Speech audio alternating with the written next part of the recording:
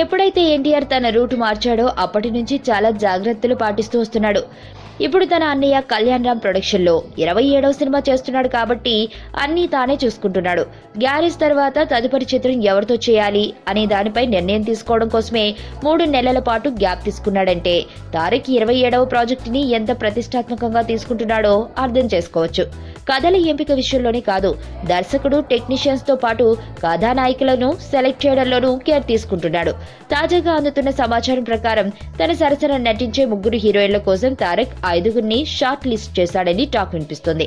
అదేంటి, ఇదివరకే 3 హీరోయిన్లను ఫిక్స్ చేసినట్లుగా వార్తలు వచ్చాయి కదా, మళ్ళీ ఇప్పుడు ఇదేంటి అని అనుకుంటున్నారా? గతంలో వచ్చిన ఆ వార్తలు కేవలం రూమర్లు మాత్రమే. వాటిని స్వయంగా కళ్యాణ్ ఖండించాడు కూడా.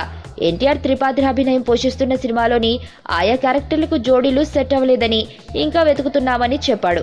ఈ నేపథ్యంలోనే కొందరిని పరిశీలించిన ఈ మూవీ యూనిట్ ఓ షార్ట్ లిస్ట్ ని రెడీ చేసిందట. కీర్తి సురేష్, అనుపమ పరమేశ్వరన్, రాశి ఖన్నా, నివేదా థామస్, కాజల్ అగర్వాల్ ఈ 5గురిని కన్సిడరేషన్ లో ఉంచినట్లు వార్తలొస్తున్నాయి. ఈ 5గురిని అన్ని రకాలుగా పరిశీలించి 3గురిని ఎంచుకుంటారని తెలుస్తుంది.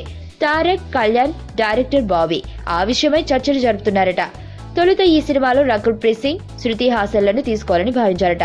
కానీ డేట్ల సమస్య వల్ల వారు అందుబాటులో లేకుండా పోయారు. ఈ నేపథ్యంలోనే కొందరిని పరిశీలించి ఆ 5గురిని షార్ట్ లిస్ట్ చేసినట్లు తెలిసింది.